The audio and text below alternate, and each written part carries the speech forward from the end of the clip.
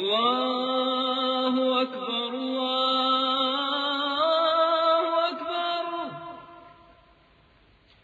اللہ اکبر اللہ اکبر اشہد ان لا الہ الا اللہ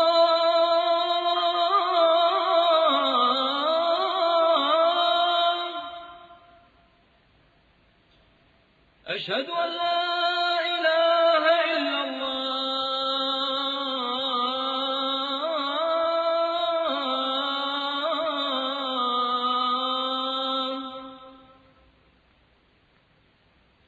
أعوذ بالله من الشيطان الرجيم.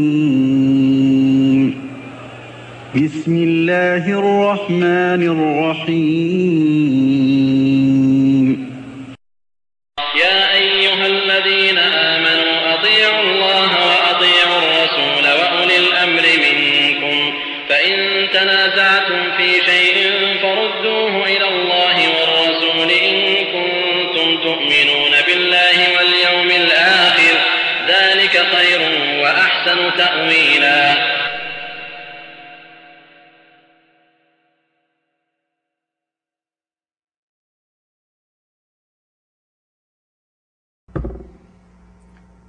نحمده ونصلي على رسوله الكريم. اعوذ بالله من الشيطان الرجيم. بسم الله الرحمن الرحيم. ألم نهلك الأولين ثم نتبعهم الآخرين كذلك نفعل بالمجرمين ويل يومئذ للمكذبين.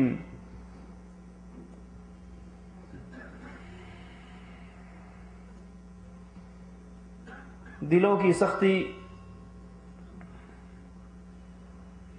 مسلمان کی روح کے لیے خطرناک بیماری ہے. دل کی ہمیشہ دو حالتیں ہوتی ہیں. یا تو یہ دل اللہ کی یاد سے غافل ہو کر پتھر بن جاتا ہے، بے خوف ہو جاتا ہے، نڈر ہو جاتا ہے. اور اس کا سبب رسول اللہ صلی اللہ علیہ وسلم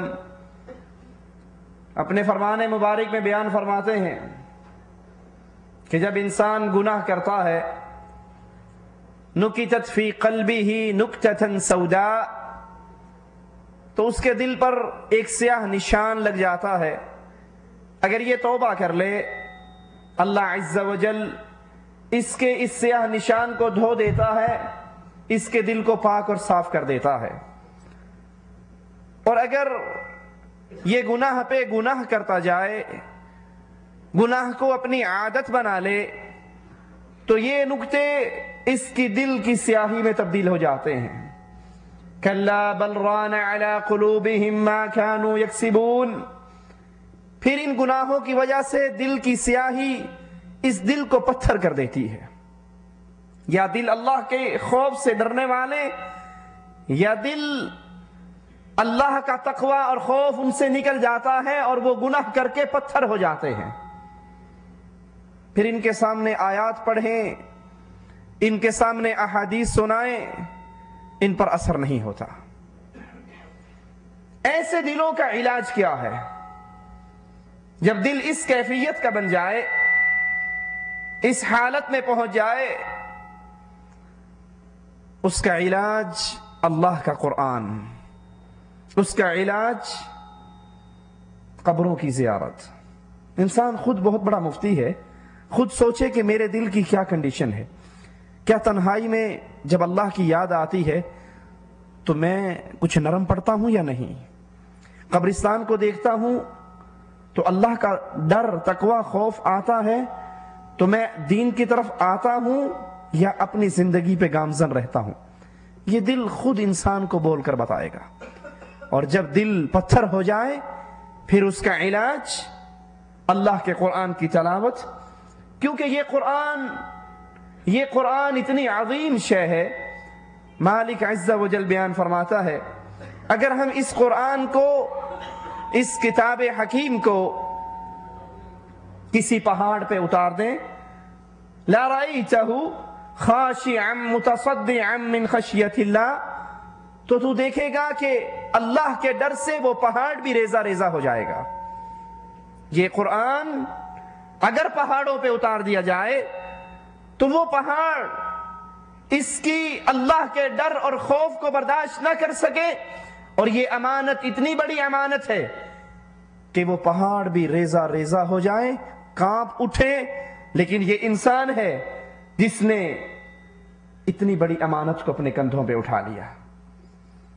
آج کی ہماری گفتگو کا عنوان، اے انسان این جارک غداً، یہ آنے والا کل، اس کل میں تیرا ٹھکانہ کہاں ہے؟ اس کل میں تو اور میں کس جگہ پر ہوں گے؟ کیونکہ عمر کتنی ہی لمبی ہو جائے، بالآخر اس نے ختم ہو جانا ہے۔ عمر کتنی ہی طویل ہو جائے، بالآخر اس عمر نے ختم ہو جانا ہے۔ بالآخر اس عمر نے، اس لمبی زندگی نے آپ کا اور میرا ساتھ چھوڑ دینا ہے، اور پھر اس کا اینڈ، اس کا رزلٹ دو ہی مقام پر ہونے والا ہے، یا تو ہمیشہ کی جنت ہے یا پھر ہمیشہ کی جہنم ہے، یا تو ہمیشہ کی آگ ہے یا ہمیشہ کا سکون ہے۔ یہ قبر کس حالت میں میرا اور آپ کا انتظار کرتی ہے؟ جس حالت میں میں آج اس کو تیار کر رہا ہوں۔ ہم انڈیا پاکستان والے، کھیتی باڑی ہمارے ملکوں میں زیادہ ہوتی ہے، جو بوتے ہیں وہی فصل تیار ہوتی ہے۔ کبھی یہ تو نہیں ہوا کہ کسی نے گندم کاشت کی ہو اور کاٹنے کے وقت اس کی فصل کے اندر چاول کھڑے ہوں؟ جو وہ بوئے گا وہی کاٹ لے گا۔ جو آج اس زندگی کے اندر میں اور آپ کاشت کریں گے، قیامت کے دن اسی کا پھل ہم اٹھائیں گے۔ تو سوچنا یہ ہے کہ میں اور آپ کس چیز کو کاشت کر رہے ہیں، میں اور آپ کس چیز کی تیاری کر رہے ہیں، میں اور آپ اپنی قبر کو کیسی بنا رہے ہیں؟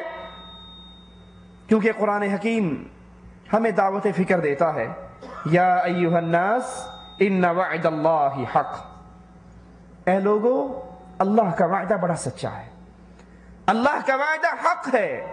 یہ موت کا وعدہ، دوبارہ اٹھائے جانے کا وعدہ، اس دنیا کو چھوڑ کر گزر جانے کا وعدہ، قیامت کے دن اللہ کے دربار میں پیشی کا وعدہ، ان وعد اللہ حق، یہ وعدہ بڑا سچا ہے، اس میں کوئی شک نہیں، اس میں کوئی شبہ نہیں، اس سے کسی کو فرار نہیں۔ فلا تغرنکم الحیات الدنیا، دنیا کی یہ رنگینییں، دنیا کا یہ آرام، دنیا کے یہ مزے، دنیا کی یہ روشنییں، دنیا کی دل کو بہلانے والی یہ حرکتیں کہیں تمہیں اور ہمیں دھوکے میں نہ ڈال دیں اس موت سے جو موت قریب سے قریب تر ہوتی جا رہی ہے۔ وَلَا يَغُرَّنَّكُمْ بِاللَّهِ الْغَرُورُ، کہیں تم اللہ کے ساتھ دھوکے میں نہ آ جاؤ، کہیں یہ بات تمہاری سمجھ سے نہ نکل جائے کہ کتنی ہی لمبی زندگی گزار لیں، بالآخر ایک دن مرنا ہے اور مر کر اللہ کے دربار میں پیش ہونا ہے۔ ان الشیطان، یہ دھوکے میں کیسے آؤ گے؟ یہ شیطان تمہارے لیے نت نئے منصوبے بنا کر لائے گا۔ ان الشیطان لکم عدو، یہ تمہارا کھلا ہوا دشمن ہے۔ یہ کہے گا اے جہاں میٹھا اگلا جہاں کہ ڈٹھا، کون مرتا ہے کون اٹھتا ہے، بابر عیش کو اس کے عالم دوبارہ نیست۔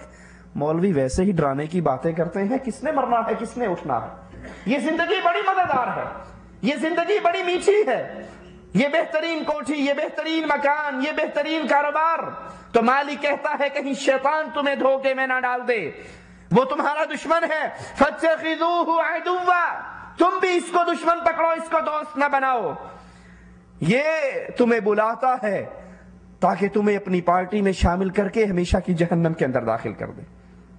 سوچئے، کیا قبرستان آباد نہیں ہو رہے؟ کیا قبریں آباد نہیں ہو رہی؟ کیا مٹی ان کفنوں کو چاٹ نہیں رہی؟ کیا مٹی ان جسموں کو جو مردوں کی صورت میں اس قبر میں دفن ہوتے ہیں، کیا مٹی ان کو کھا نہیں رہی؟ کیا کیڑے لاشوں کو صاف نہیں کر رہے؟ کیا وہ ان کی لاشیں ہیں جنہیں موت آنی ہے اور ہم وہ ہیں جن کو موت نہیں آنی؟ کیا میں اور آپ، میری اور آپ کی زندگی یہ موت پروف ہے؟ نہیں۔ وَلَن يُؤَخِّرَ اللَّهُ نَفْسًا إِذَا جَاءَ أَجَلُهَا۔ آج ہم سنتے ہیں فلاں ابن فلاں مر گیا، اس کے جنازے کو کندھا دیتے ہیں، اس کی لاش انڈیا پاکستان بھیجنے کے لیے چندہ دیتے ہیں، تو کبھی نہ بھولیں آج غیر کے جنازے کی خبر سننے والے کل کو غیر تیرے جنازے کی بھی خبر سنے گا۔ آج کسی کی لاش کو کندھا دینے والے کل کو کوئی تجھے بھی کندھا دے گا۔ آج کسی کے یتیموں کے سر پہ ہاتھ رکھنے والے یہ دن تجھ پر بھی آنا ہے، اور جب یہ دن آنا ہے مالک کا اعلان ہے وَلَن يُؤَخِّرَ اللَّهُ نَفْسًا إِذَا جَاءَ أَجَلُهَا۔ جب انسان کا وقت آ جاتا ہے پھر اس میں ایک لمحے کی تقدیم اور تاخیر نہیں ہوا کرتی۔ یہ قبر آواز لگاتی ہے، جس قبر کو میں اور آپ بھول چکے ہیں۔ یہ قبر آواز لگاتی ہے، اے میرے اوپر روشنیوں میں گھومنے والے، میرے اندر اندھیرا گپ ہے۔ آپ اور میں اپنے کمروں کی سجاوٹ کرتے ہیں نا، کچھ نہیں، بلب نہیں، ٹیوب لائٹ، کچھ نہ کچھ ڈیکوریشن کرتے ہیں۔ یہ کمرہ میرا اور آپ کا کمرہ نہیں ہے، یہ تو وارثوں کا ہے۔ میرا اور آپ کا کمرہ تو یہ زمین کے اندر ہے۔ اپنے ان کمروں کو سجانے والے، کیا تو نے اس اصل قبر کو سجا لیا؟ اے میرے اوپر گھومنے والے، ایک دن تو آئے گا میرے اندر ہوگا۔ میرے اندر اپنے دوستوں سے ہنسی مذاق اور کہہ کے گونجتے ہیں، لیکن جس دن میرے اندر آئے گا تو تنہا ہوگا۔ میرے اوپر رہ کر تو دنیا کی نعمتیں کھاتا ہے، میرے اندر تیرے جسم کو کیڑے اور مکوڑے کھائیں گے۔ یہ قبر کی آواز ہے، یہ زبان حال سے پکارتی ہے۔ کیوں؟ کیونکہ اس کا جہان بڑا شدید ہے۔ آئیے قرآن حکیم کی ان آیات پہ غور کرتے ہیں۔ مالک اعلان فرماتا ہے وَيْلٌ يَوْمَئِذٍ لِّلْمُكَذِّبِينَ۔ جس دن یہ گھڑی قائم ہوگی، رسول اللہ صلی اللہ علیہ وسلم کا فرمان ہے اذا مات الانسان قامت قیامته۔ انسان جب مرتا ہے، مرتے ہی اس کی قیامت کا آغاز ہو جاتا ہے۔ یہ قبر یا تو جنت کا باغ ہے یا جہنم کا گڑھا ہے۔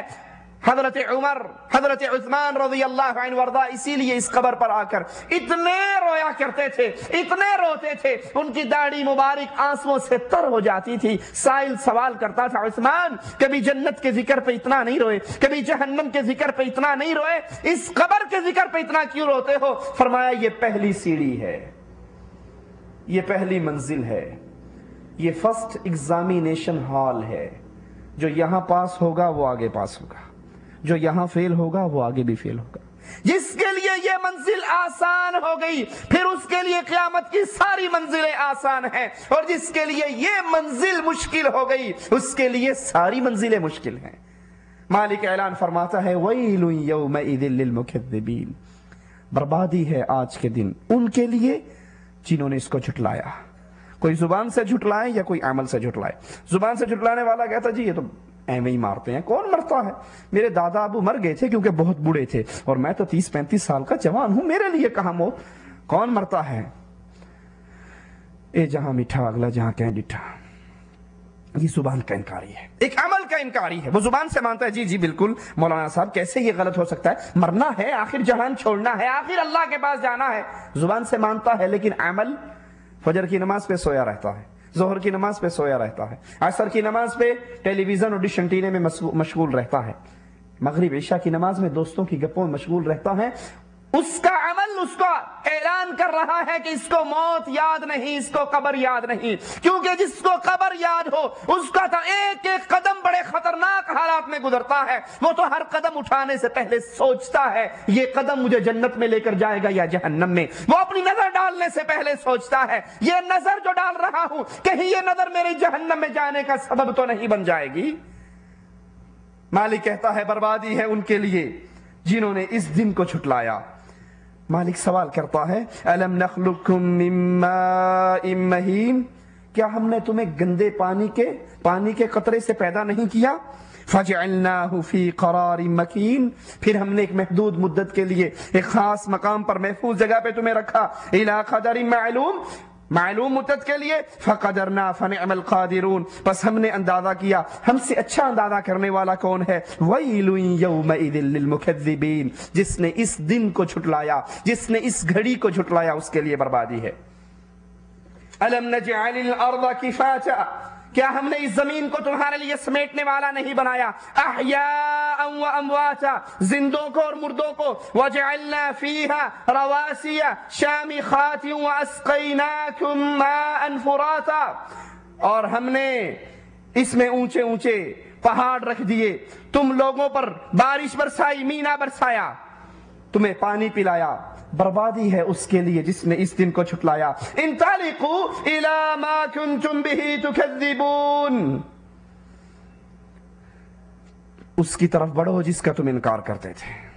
جہنم کا انکار تھا نا، آخرت کا انکار تھا، عذاب کا انکار تھا، اب چلو اس چیز کی طرف جس کو تم جھٹلایا کرتے تھے۔ انطلقوا الی ظل ذی ثلاث شعب، یہ وہ قیامت کے مناظر ہیں یارو، یہ وہ اللہ عز و جل کی قرآن کی وہ آیات ہیں۔ مومن جب ان آیات کو پڑھتا ہے اس کا دل نرم ہو جاتا ہے۔ بڑھئے قیامت کی طرف، آئیے اس چیز کی طرف جس کو تم جھٹلایا کرتے تھے۔ دوزخ کی طرف آگے ہو، اس کے اندر نہ تمہارے لیے آرام ہے، نہ اس کے اندر تمہارے لیے سکون ہے، بلکہ بربادی ہی بربادی ہے۔ ھذا یوم لا ینطقون، یہ دن بڑا کٹھن دن ہے۔ اس دن کو یاد کر کے رسول اللہ صلی اللہ علیہ وسلم کی زوجہ محترمہ حضرت عائشہ، اللہ کے نبی آپ کی گود کے اندر لیٹے ہوئے، ان کی آنکھوں سے آنسو گرتے ہیں۔ رسول اللہ صلی اللہ علیہ وسلم کے چہرے مبارک پر آپ اٹھ کے بیٹھ جاتے ہیں، عائشہ کیوں روتی ہو؟ کہا اللہ کے نبی قیامت کا دن یاد آ گیا۔ اے اللہ کے نبی صلی اللہ علیہ وسلم سے سوال کیا گیا، کائنات میں سب سے زیادہ پیار کس سے کرتے ہو؟ کہا عائشہ سے۔ کہا مردوں میں کس سے کرتے ہو؟ کہا عائشہ کے باپ صدیق سے۔ اتنی محبت اور پیار والی ہستی حضرت عائشہ کی، پوچھتی ہیں اللہ کے نبی کیا قیامت کے دن آپ مجھے یاد رکھو گے؟ کہا عائشہ نہیں، 3 موقع ایسے آنے والے ہیں کوئی کسی کو یاد نہیں رکھے گا۔ جب صراط کا موقع آئے گا کوئی کسی کو یاد نہیں رکھے گا، جب میزان کا موقع آئے گا ترازو لگیں گے کوئی کسی کو یاد نہیں رکھے گا، اور جب نامہ اعمال تقسیم ہونے لگیں گے کوئی کسی کو یاد نہیں رکھے گا۔ ہر آدمی دوسرے کو بھول رہا ہے۔ یہ قرآن کی آیات ہیں، یہ رسول اللہ صلی اللہ علیہ وسلم کے ارشادات ہیں۔ یہ وقت جب آئے گا، جب میزان لگے گا، نیکیاں تولی جائیں گی، پھر باپ اولاد سے، اولاد ماں باپ سے، بھائی بھائی سے، بہن بھائی سے، بیوی خاوند سے، ہر ہستی دوسری ذات سے بھاگے گی، فرار چاہے گی۔ یوم یفر المرء من اخیہ وامہ وابیہ وصاحبتہ وبنیہ لکل امرئ منہم یومئذ شأن یغنیہ۔ ہر کوئی دوسرے سے بھاگ رہا ہے، اور ہر ذات، ہر ہستی چاہتی کیا ہے کہ آج ساری دنیا پکڑی جائے، میں اکیلا چھوٹ جاؤں۔ ساروں کو اللہ جہنم میں ڈال دے، نہ باپ کو بیٹوں کی فکر، نہ بھائی کو بھائی کی فکر، نہ دوست کو حبیب کی فکر، ان کا دل چاہ رہا ہے آج سب کو جہنم میں ڈال دیا جائے اور صرف میں بچ جاؤں، صرف میں بچ جاؤں۔ یہ حشر کا منظر ہے، یہ قیامت کے مناظر ہیں، کسی ڈرامے کے سین نہیں ہیں، کسی فلم کے ڈائلاگ نہیں ہیں، یہ مالک کا کلام ہے۔ رب اعلان کرتا ہے یوم یخرجون من الاجداث سراعا کانہم الی نصب یوفضون۔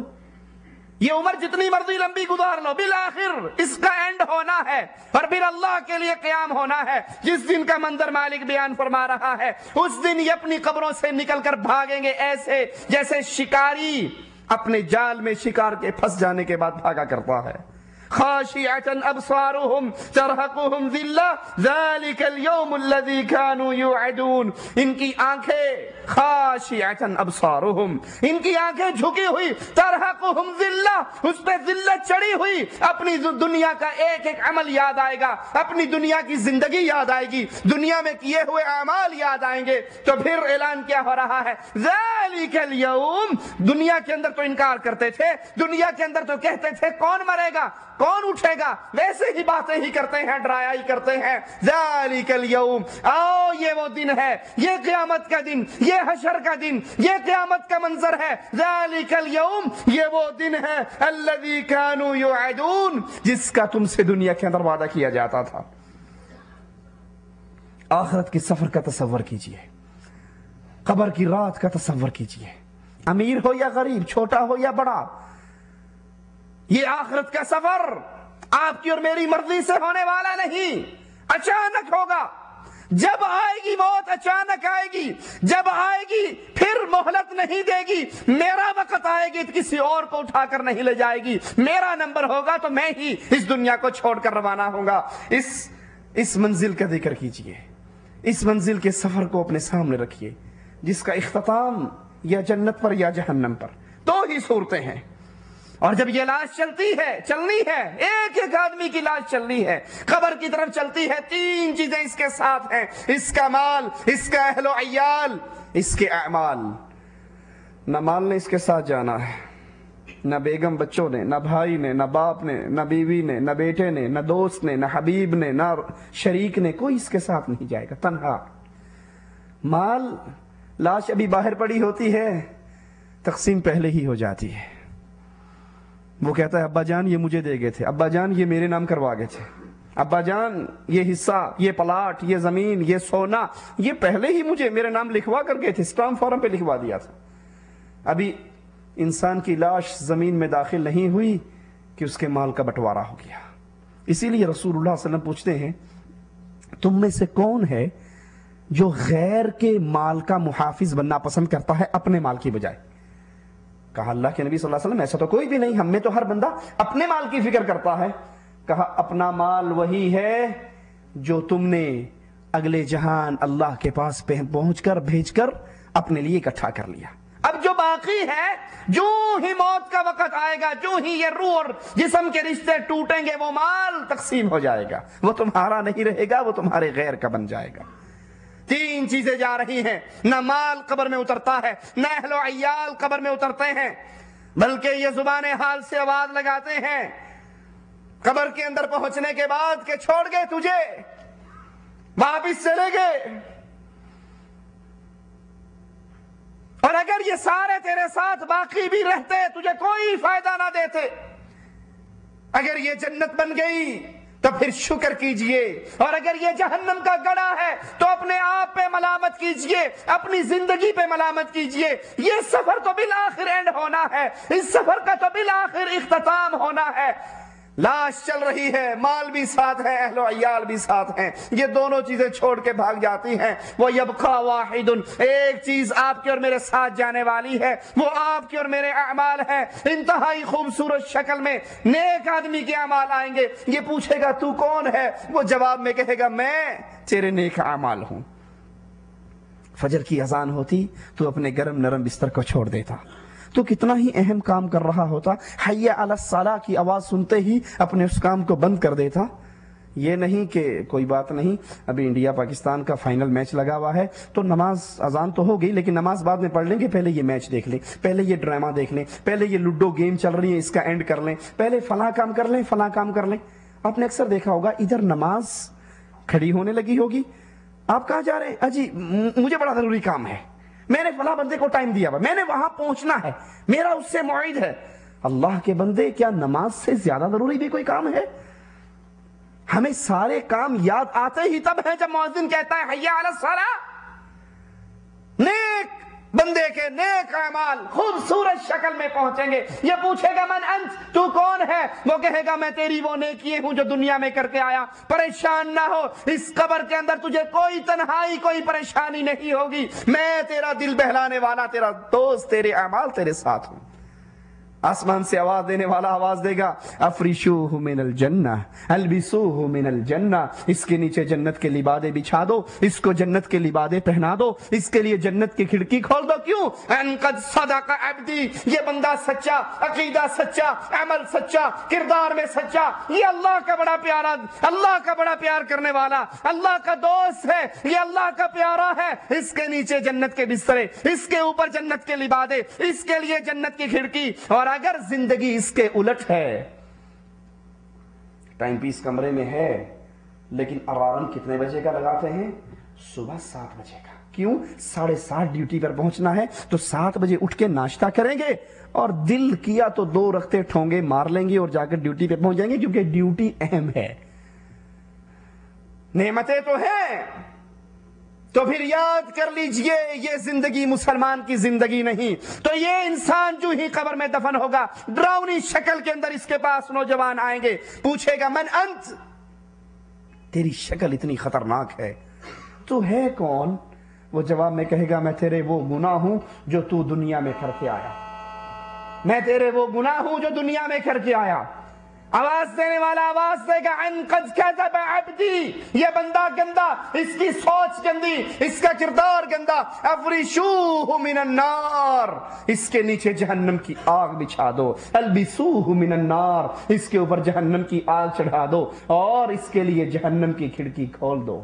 ان قد کذب عبدی، یہ بندہ گندا، عقیدے میں، ایمان میں، عمل میں، کردار میں، ہر لحاظ سے گندا. اللہ کا اس سے کوئی محبت اور کوئی رشتہ، کوئی دوستی اور کوئی تعلق نہیں. اس کے نیچے جہنم کی آگ بچھا دیجیے. حضرت کعب عمر بن عبدالعزیز رحمت اللہ علیہ خلیفہ راشد کے دربار میں پہنچتے ہیں اور حضرت عمر کو دیکھ کے پریشان ہو کر پوچھتے ہیں عمر تجھے کیا ہوا؟ تو عرب کا سب سے حسین سردار نوجوان تھا، پیارے نرم کپڑے پہننے والا، نرم جگہ پر بیٹھنے والا. اگر میں تجھے دربار کے اندر بیٹھا ہوا نہ دیکھتا تو تیرا یہ ڈھانچہ، کمزور جسم، پرانے سے کپڑے، یہ دیکھ کر میں شاید تجھے پہچان نہ سکتا. عمر تجھے کیا ہوا؟ عمر بن عبدالعزیز کہتے ہیں اگر تو میرے مرنے کے اور دفن ہونے کے 3 دن بعد مجھے دیکھے تو پھر تیرا کیا حال ہوگا؟ جب یہ آنکھیں بے نور ہو کے گر چکی ہوں گی، جب اس جسم کے گوشت کو جانور اور کیڑے کھا چکے ہوں گے، جب میری قبر، اس دنیا سے میرا تعلق ٹوٹ کے میں ہمیشہ کے لیے اس میں قبر میں قیامت تک کے لیے اس میں دفن ہو چکا ہوں گا، اگر اس حالت میں میری لاش کو دیکھے تو تیرا کیا حال ہوگا؟ عمر کی یہ بات سن کر ان کی ساری مجلس والے رونے لگ گئے. عمر بن عبدالعزیز بھی روئے، ان کی مجلس کے لوگ بھی روئے. یہ تو ان کی حالت ہے جو اللہ کے پیارے ہیں، یہ ان کے دلوں کا خوف اور ڈر ہے. ذرا سوچئے کبھی میرے اور آپ کے دل کے اندر بھی یہ خوف اور ڈر آیا؟ وہ تو اپنی دنیا کو یاد کر کے روئے جنہوں نے اس دین کی تجدید کی، اس دین کے اندر جو باتیں اغیار نے شامل کی اس کو پاک اور صاف کر کے پھر اس معاشرے کو محمد رسول اللہ صلی اللہ علیہ وسلم کے نقش قدم پہ چلایا. وہ اللہ کے اتنے پیارے بزرگ، اللہ کے اتنے قریبی ولی، ان کے خوف کا یہ عالم کہ وہ اپنی مجلس میں رو پڑے. میں اور آپ بھی کبھی اپنی زندگی پہ روئے؟ کبھی ہماری آنکھوں سے بھی آنسو گرے؟ فَلْيَضْحَكُوا قَلِيلًا وَلْيَبْكُوا كَثِيرًا. رسول اللہ صلی اللہ علیہ وسلم اسی لیے فرماتے ہیں نا کہ اگر جو کچھ مالک نے مجھے دکھایا ہے قبر کے حوالے سے تم دیکھ لو، تمہارے چہرے سے ہنسیاں غائب ہو جائیں، تمہارے بستر اپنی بیویوں سے الگ ہو جائیں. فَلْيَضْحَكُوا قَلِيلًا وَلْيَبْكُوا كَثِيرًا.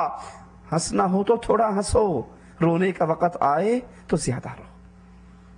ذرا سوچئے اس آیت کو اپنے پر فٹ کر کے. ہنسی کے وقت ہمارے کہہ کے کنٹرول نہیں ہوتے، اور کبھی ہمیں تنہائی میں اللہ کے سامنے رونا بھی آیا، کیونکہ رسول اللہ صلی اللہ علیہ وسلم کا فرمان مبارک ہے اس آنکھ پر جہنم کی آگ کو اللہ حرام کر دیتا ہے جو آنکھ تنہائی میں اپنے رب کو یاد کرتی ہے تو اس کے خوف سے آنسو نکلتے ہیں. جزاء بما كانوا يكسبون. یہ بدلہ کس چیز کا ملنے والا ہے؟ قبر کے اندر بدلہ مجھے اور آپ کو کس چیز کا ملنے والا ہے؟ بما كانوا يكسبون. جو میں اور آپ اس دنیا کے اندر کر کے جائیں گے اسی کا بدلہ ہمیں اس قبر کے اندر ملے گا. یہ قبر کتنی خطرناک ہے. رسول اللہ صلی اللہ علیہ وسلم ایک شخص کا ذکر کرتے ہیں، اور وہ عظیم شخص جس کی وفات پر اللہ کے نبی فرماتے ہیں عرش کانپ اٹھا، جس کی وفات پر اللہ کا عرش کانپ اٹھا، جس کا جنازے کی نماز پڑھنے کے لیے 70,000 فرشتے آئے. صحابہ کہتے ہیں اللہ کے نبی ہمارے یہ ساتھی تو بڑے بھاری بھرکم تھے، بڑے بہادر کمانڈر جوان تھے، لیکن ان کی لاش تو بہت ہلکی ہے، ہم نے اس کو کندھا دیا ہوا۔ فرمایا نہیں میرے ساتھیوں، تم نے اس کو نیچے سے اٹھایا ہوا، اللہ کے فرشتوں نے اس کو اوپر سے اٹھایا ہوا۔ حضرت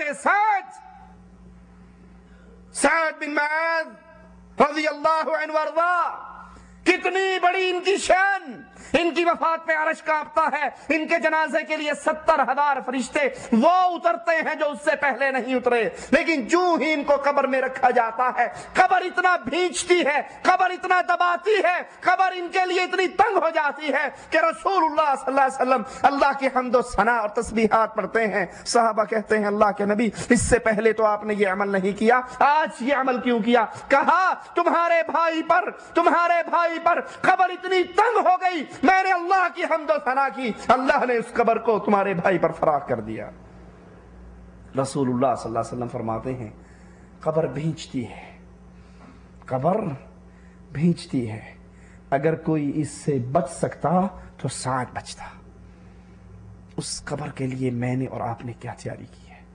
اپنے کمروں کے اندر قالین بچھانے والوں، اپنوں کمروں کے اندر اے سی لگانے والوں، منع نہیں ہے، حرام نہیں ہے، حلال ہے دنیا کی نعمتوں سے فائدہ اٹھانا، لیکن یہ عارضی ٹھکانہ ہے اور یہ قبر ایک لمبا ٹھکانہ ہے۔ منزل تو ہماری اللہ کی جنت ہے، اللہ کی رحمت سے، اللہ ہم سب کو اپنی جنت میں اکٹھا فرمائے، لیکن یہ قبر کی منزل، اس کے لیے میں نے اور آپ نے کیا تیاری کی ہے؟ کیونکہ یہ صحابی اتنی عظمت والے اور اللہ کے نبی علیہ الصلوۃ والسلام کی حدیث سن لی، آپ نے فرمایا اگر اس قبر کے بھینچنے سے کوئی بچتا تو حضرت سعد رضی اللہ عنہ وارضا بچتے۔ حضرت علی آئے، قبرستان میں کھڑے ہوئے، لوگوں کو نصیحت کرنے کا انداز سنیے، کہتے ہیں قبر والو، کیا میں تمہیں تمہاری حقیقت نہ بتاؤں، تمہارا حال نہ بتاؤں؟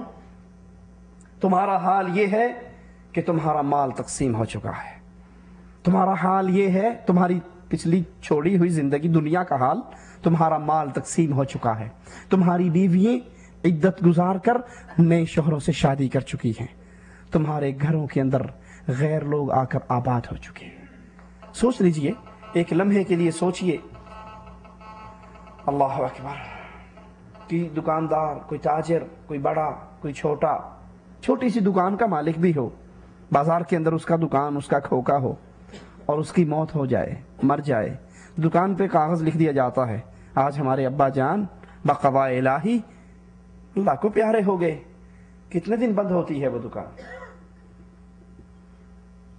بس ایک ہی دن بند ہوتی ہے، یا بہت زیادہ کوئی کرے گا تو 3 دن کر لے گا، چوتھے دن وارث آ کے اس دکان کو کھول دیتے ہیں یا نہیں کھولتے؟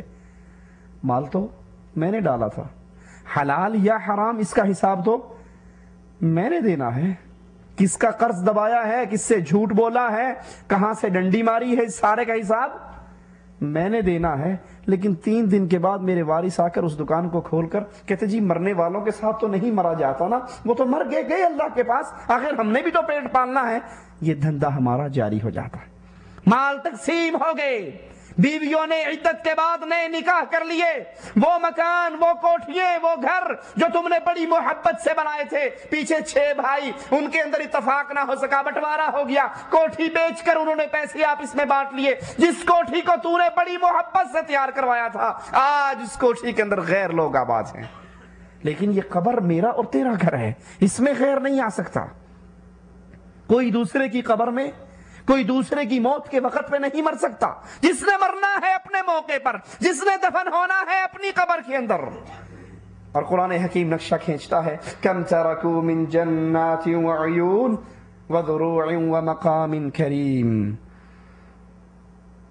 کتنے ہی محلات، کتنے ہی باغات، کتنے ہی چشمے بہنے، ایسے باغات جس میں چشمے بہتے ہیں، کتنے ہی چھوڑ کر لوگ چلے جاتے ہیں، بہترین مکان، بہترین کوٹھیاں چھوڑ کر چلے گئے، وَنَعْمَةٍ كَانُوا فِيهَا فَاكِهِينَ كَذَلِكَ وَأَوْرَثْنَاهَا قَوْمًا آخَرِينَ۔ یہ دنیا والے کتنے ہی ایسے لوگ ہیں جو اپنے اپنے محلات کو، اپنے اپنے کاروبار کو، اپنی اپنی کوٹھیوں کو چھوڑ کر روانہ ہو جاتے ہیں، اور ہم ان کے اس مال و متاع کا وارث کسی اور کو بنا دیتے ہیں۔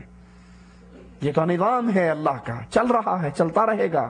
سوال پھر وہیں پر لوٹتا ہے کہ میں اور آپ اس کے لیے کیا تیاری کر رہے ہیں؟ مالک کے اعلان پہ غور کیجئے، افرائیت ان متعناہم سنین، اگر ہمیں سال کی زندگی بھی مل جائے، 60 سال، 100 سال، 70 سال، 80 سال، ثم جاءہم ما كانوا یوعدون، بالآخر وقت تو آنا ہے، کتنی لمبی مالک کہتا ہے کتنے ہی سال تمہیں زندگی کے عطا کر دیے جائیں، لیکن پھر بھی بالآخر تمہارا وہ موعد موت کا، تمہارا وہ موقع موت کا وہ آنا ہے، اس کو کسی نے ٹال نہیں سکتا، اس کو کوئی روک نہیں سکتا۔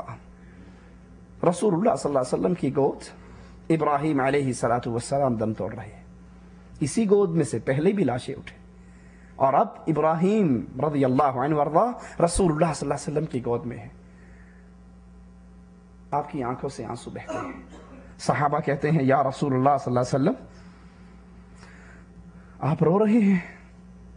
کہا یہ رونا نہیں، یہ تو محبت کا اظہار ہے، یہ تو فراق ہے اپنے بیٹے سے، میرا بیٹا مجھے چھوڑ کر چلا گیا۔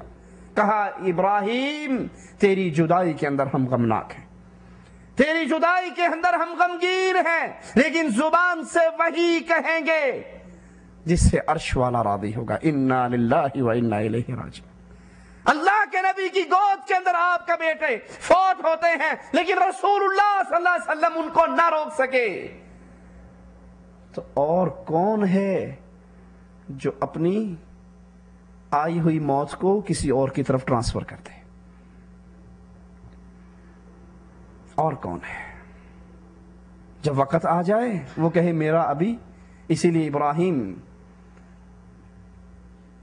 بن درہم سے کسی نے سوال کیا کہ مجھے کچھ نصیحت کرو، اس نے جو نصیحتیں کی اس میں سے ایک نصیحت یہ تھی کہ جب موت کا فرشتہ ابراہیم بن ادہم کے پاس وہ سائل آ کر سوال کرتا ہے تو اس میں سے اس نے ایک نصیحت یہ کی کہ جب تیرے پاس موت کا فرشتہ آئے تجھے لے جانے کے لیے، تیری روح قبض کرنے کے لیے، تو اسے واپس بھیج دینا، کہنا ابھی میرا پروگرام نہیں ہے، ابھی میں نہیں مرتا، پھر بعد میں کبھی آنا، پھر دوبارہ دیکھیں گے۔ تو اس نے کہا اے ابراہیم بن ادہم یہ کس میں طاقت ہے؟ جب اللہ کی طرف سے فرشتہ آ جاتا ہے پھر تو کسی میں طاقت نہیں، اس آئے ہوئے کو واپس بھیج دے۔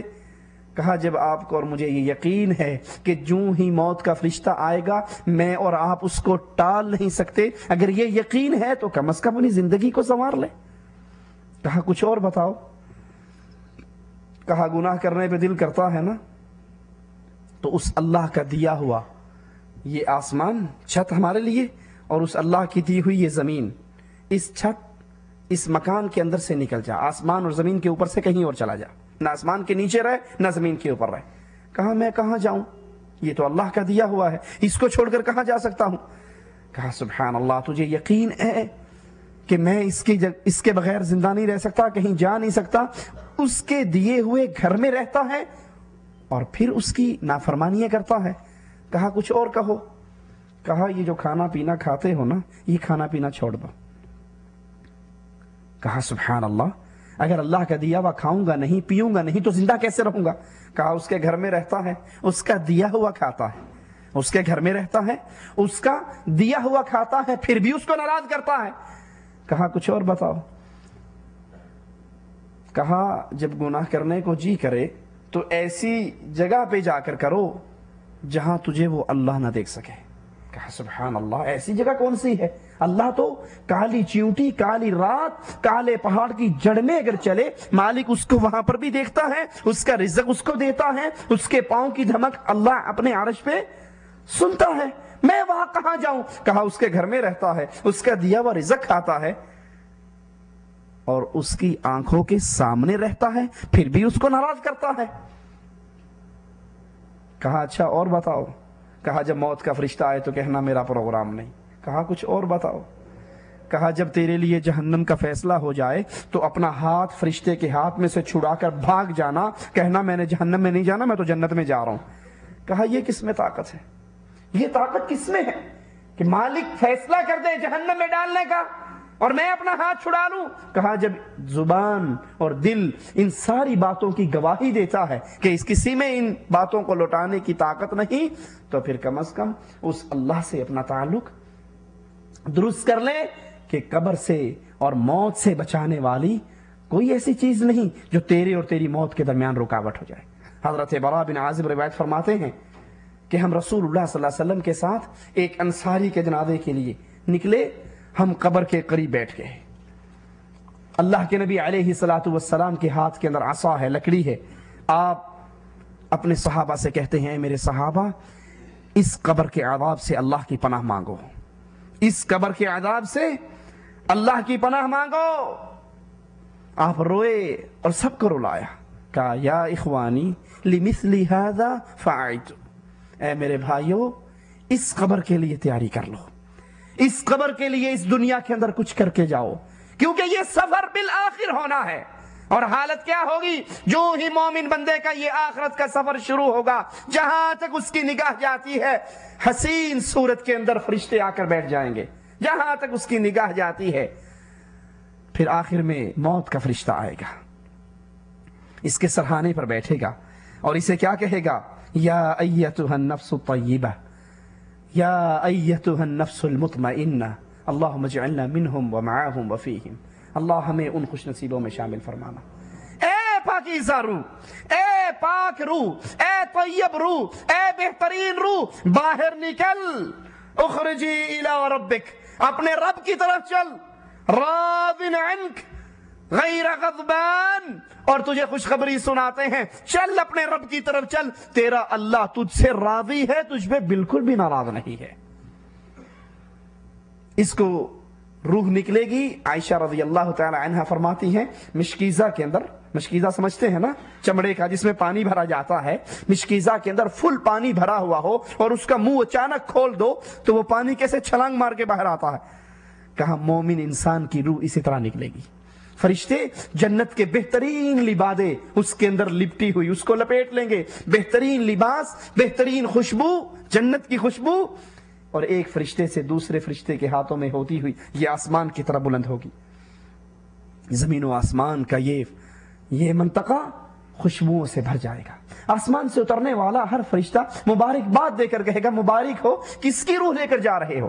تو اس آدمی کا جو سب سے پیارا نام دنیا میں لیا جاتا تھا، وہ نام لے کر فرشتے کہیں گے فلاں ابن فلاں کی روح ہے، فلاں ابن فلاں کی روح ہے، آسمان کی طرف بلند ہوگی، اس کو اللہ کے مہمانوں میں، اللہ کے پیاروں میں، اہل جنت کے اندر لکھ دیا جائے گا۔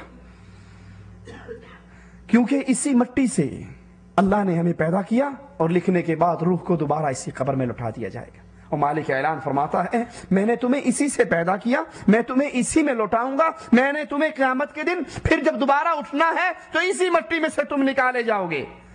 اس کو قبر میں لوٹایا جائے گا، اس کے پاس دو فرشتے آ کر بیٹھیں گے، اس کو اٹھائیں گے اور اس سے سوال کریں گے من ربک، من نبیک، ما دینک، تیرا رب کون ہے؟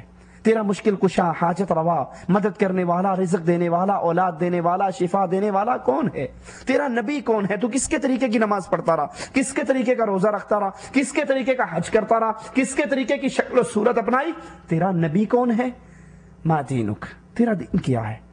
جو لوگ کرتے وہ تو کیا کرتا تھا، یا جو محمد رسول اللہ صلی اللہ علیہ وسلم سے ثابت ہو جاتا وہ تو کیا کرتا تھا؟ پوری دنیا کو چھوڑ دوں گا لیکن رسول اللہ صلی اللہ علیہ وسلم کے فرمان کے آنے کے بعد، نبی کی حدیث کے علم ہو جانے کے بعد اللہ کے نبی علیہ الصلوۃ والسلام کے فرمان کو نہیں چھوڑا جا سکتا۔ یہ سوال ہوں گے، مومن بندہ فوراً کہے گا ربی اللہ، میرا مشکل کشا، حاجت روا، مدد کرنے والا، رزق دینے والا، اولاد دینے والا، شفا دینے والا، مصیبتیں ٹالنے والا، مجھے بری کرنے والا، میرا دستگیر، پنجتن پاک، میرا پالنہار۔ ہم نے تو یہ سارے نام پیروں کو دے رکھے نا، یہ پنجتن پاک کے نام ہے، پنجتن پاک دستگیر ہے، پنجتن پاک مددگار ہے، پنجتن پاک غوث اعظم ہے، یہ پانچ محمد، علی، حسن، حسین، فاطمہ، یہ پنجتن پاک سارے کام کرتے ہیں۔ مومن بندہ کہے گا نہیں، میرا مشکل کشا، حاجت روا، غوث اعظم، بگڑی بنانے والا، میری دنیا کے، میری زندگی کے، میری آخرت کے ایک ایک عمل کو ٹھیک کرنے والا، ایک ایک عمل پہ اپنی رحمت سے اسے قبول کرنے والا، میرے رزق میں کشادگی کرنے والا، جس کے لیے میں سجدے کرتا، جس کے لیے میں رکوع کرتا، جس کے لیے نظر دیتا، جس کے لیے نیاز دیتا، جس کے سامنے پیشانی کو جھکاتا، وہ صرف ایک ربی اللہ، اللہ میرا رب ہے۔ من نبی، تیرا نبی کون ہے؟ فوراً جواب دے گا نبی محمد صلی اللہ علیہ وسلم۔ میں عزت سارے بزرگوں کی کرتا تھا، میں محبت سارے پیروں سے کرتا تھا، لیکن جس کے طریقے پہ نماز پڑھتا، میری نماز کسی کے طریقے پر نہیں تھی سوائے محمد الرسول اللہ صلی اللہ علیہ وسلم کے طریقے پر، کیونکہ اللہ کے نبی نے کہا تھا صلو کما رأیتمونی اصلی، نماز پڑھو جیسے میں نے تمہیں پڑھ کے سکھائی۔ میں حج کرتا طریقہ رسول اللہ صلی اللہ علیہ وسلم کا لیتا، کیونکہ اللہ کے نبی کی حدیث مجھے پہنچ چکی تھی۔ آپ نے فرمایا تھا خذوا عنی مناسککم، حج کے طریقے مجھ سے لو، روزے کا طریقہ اللہ کے نبی سے، نکاح کا طریقہ اللہ کے نبی سے، طلاق کا طریقہ اللہ کے نبی سے۔ ایک ایک عمل کے اندر میں جب بھی طریقہ لیتا تو محمد الرسول اللہ صلی اللہ علیہ وسلم کے طریقے پہ عمل کرتا۔ میری نماز، میرا عمل، میری زندگی کا ایک ایک معاملہ اللہ کے نبی کے طریقے پر تھا۔ میرا دین وہ اسلام تھا، میں ہر مسئلے میں اسلام کو دیکھتا تھا۔ اور جب کافر کی روح نکلے گی، اس کے پاس ڈراؤنی شکل کے اندر فرشتے آ کر بیٹھیں گے اور اس سے پوچھیں گے، جہاں تک اس کی نگاہ جائے گی وہ ڈراؤنے فرشتے اس کے سامنے ہوں گے، اور پھر موت کا فرشتہ آئے گا، اس سے سوال کرے گا، اس سے کہے گا یا ایتھا الروح الخبیث، اے بدکار روح، اے خبیث روح، باہر نکل، باہر نکل، اپنے اللہ کی طرف چل۔ اس حال میں ان ربک علیک غضبان، تیرا اللہ تجھ سے ناراض ہو چکا ہے، اللہ کی ناراضگی کی طرف چل، اللہ کے عذاب کی طرف چل۔ جہنم کے آئے ہوئے لبادوں کے اندر لپٹی ہوئی یہ روح، بدبو سے بھرے ہوئے وہ لبادیں چل رہی ہے، زمین و آسمان کے فرشتوں سے ملاقات بھی ہو رہی ہے۔ آسمان سے اترنے والے فرشتے بد دعا دیتے ہوئے، لعنت کرتے ہوئے کہتے ہیں کس خبیث کی روح ہے، اس کے گندے ترین نام کو لے کر کہا جاتا ہے یہ فلاں ابن فلاں کی روح ہے۔ ان کے لیے، ایسی روحوں کے لیے آسمان کے دروازے نہیں کھلتے، ان کو اہل نار میں لکھ دیا جاتا ہے۔ زمین پہ روح پلٹائی جاتی ہے تو فرشتے اس کے پاس پہنچتے ہیں، اٹھا کر بٹھاتے ہیں، پوچھتے ہیں من ربک، تیرا رب کون؟ وہ کہتا ہے ہاں لا ادری، میں نہیں جانتا، جس کو لوگ کہا کرتے تھے میں اسی کو مشکل کشا مان لیا کرتا تھا۔ من نبیک، تیرا نبی کون؟ وہ کہے گا میں نہیں جانتا، جس کو لوگ کہا کرتے تھے ٹھیک ہے میں بھی اسی طریقے پہ چلتا تھا۔ ما دینک، وہ کہے گا ہاں لا ادری، مجھے تو دین کا بھی نہیں پتا۔ لوگ کہتے تھے جو جہاں لگا ہے ٹھیک لگا ہے، میں بھی کہتا تھا جو جہاں لگا ہے ٹھیک لگا ہے، ایسے کر لو تب بھی ٹھیک ہے، ایسے کر لو تب بھی ٹھیک ہے، 2 + 2 4 بھی ٹھیک ہے، 2 + 2 5 بھی ٹھیک ہے، 2 + 2 6 بھی ٹھیک ہے، جو جہاں لگا ہے، چوری کر رہا ہے وہ بھی ٹھیک ہے، زنا کر رہا ہے وہ بھی ٹھیک ہے، جو جہاں لگا ہے، جو جہاں لگا ہے بالکل ٹھیک لگا، مجھے تو پتا ہی نہیں۔ لیکن یاد کر لیجئے یہ وہ امتحان ہے قبر کا جس میں کوئی سپلیمنٹری نہیں ہے، جس سے کوئی ریٹیسٹ نہیں ہے، جس سے کوئی واپسی کا چانس نہیں ہے۔ یہ دنیا ختم ہو جانے والی دنیا ہے۔ ایک اللہ کا نیک بندہ ایک بہت بڑے محل کے پاس سے، قصر کے پاس سے گزرتا ہے، لوگ بڑے اکٹھے ہوئے ہوئے، وہ پوچھتا ہے کیا بات ہے، کیوں اکٹھے ہیں؟ کہا یہ ایک امیر صاحب نے، ایک بادشاہ نے یہ بنایا ہے، اور وہ کہتا ہے کہ اس میں سے اگر کوئی خرابی بیان کرے گا نا کہ اس محل میں جو اس بادشاہ نے بنایا ہے اس میں فلاں خرابی ہے، اس کو اتنا بڑا انعام دیا جائے گا، یعنی یہ اتنا خوبصورت محل بنا ہے کہ اس میں کوئی خرابی نہیں، اگر کوئی خرابی بیان کرے گا اس کو انعام ملے گا۔ جس کی نظر اپنی قبر کو ٹھیک کرنے پر ہوتی ہے اس کا جواب کیا ہی عجیب ہے۔ اس نے کہا اس محل کو دیکھے اور اس میں داخل ہوئے بغیر میں اس کی 2 خرابیاں بتا سکتا ہوں۔ کہا سبحان اللہ، ہم اتنی دیر سے کوشش کر رہے ہیں ہمیں نظر نہیں آئی اور تو بغیر دیکھے بغیر اندر جائے؟ کہا ہاں۔ کہا کیا؟ کہا پہلی خرابی تو یہ ہے کہ یہ محل ایک دن آئے گا مٹی کا ڈھیر بن جائے گا۔ دوسری خرابی یہ ہے جس نے اتنی محنت سے اس محل کو بنایا ہے وہ بھی فنا ہو جائے گا، دنیا کے اندر نہ اس کی بقا ہے نہ اس محل کی بقا ہے۔ اگر کوشش کرنی ہے، اگر محنت کرنی ہے تو پھر اس کے لیے اس قبر کو ٹھیک کرنا پڑتا ہے جس کے بارے میں رسول اللہ صلی اللہ علیہ وسلم فرماتے ہیں کہ میں نے تمہیں قبروں پر جانے سے منع کیا تھا۔ امام احمد رحمہ اللہ سے سوال ہوا کہ دل نرم کیسے ہوتے ہیں، دل میرا نماز کی طرف نہیں آ رہا، دل میرا قرآن کی طرف نہیں آ رہا، دل میرا دین کی طرف نہیں آ رہا، تو میں کیا کروں؟ دل کس چیز سے نرم ہوتے ہیں؟ امام احمد رحمہ اللہ فرماتے ہیں دل نرم ہوتے ہیں قبروں کی زیارت سے، کیونکہ رسول اللہ صلی اللہ علیہ وسلم فرماتے ہیں انی نہیتکم عن زیارت القبور الا فزوروها، میں نے تمہیں قبروں پر جانے سے منع کیا تھا اور اب میں تمہیں اجازت دیتا ہوں جاؤ قبروں کی زیارت کرو۔ کیوں؟ فَإِنَّهَا تُذَكِّرُكُمُ الْآخِرَةَ کہ قبر پر جانے سے انسان کو اپنی موت یاد آتی ہے۔ یہاں قبر پہ جانے سے مراد دربار نہیں ہے، درگاہیں نہیں ہیں، خانقاہیں نہیں ہیں، وہ ٹوٹی پھوٹی قبریں جہاں آپ کو اور مجھے یقین ہو کل کو میں نے یہاں آ کر دفن ہونا ہے۔ اللہ سے دعا ہے اللہ ہمارے دل کے اندر اپنا تقوی، اپنا خوف پیدا فرما دے۔ اللہ ہماری زندگی ایسی بنائے اور اس حال میں ہمیں اپنے پاس بلائے کہ ادھر ہماری موت ہو، ادھر ہماری روح نکل رہی ہو، ادھر ہمارے گناہوں کو معاف کر کے اللہ مالک ہمیں جنت میں داخل کرنے کے فیصلے فرما دے۔ اقول قولی ھذا واستغفر اللہ لی ولکم ولسائر المسلمین فاستغفروہ انہ هو الغفور الرحیم۔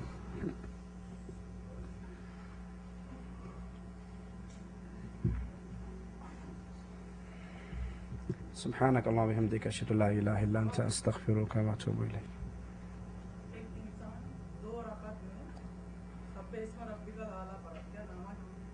کوئی حرج نہیں، کیونکہ اللہ کے قرآن پاک کا حکم ہے کہ تم نماز میں قرآن کی تلاوت کرو جو تمہارے لیے آسان ہے۔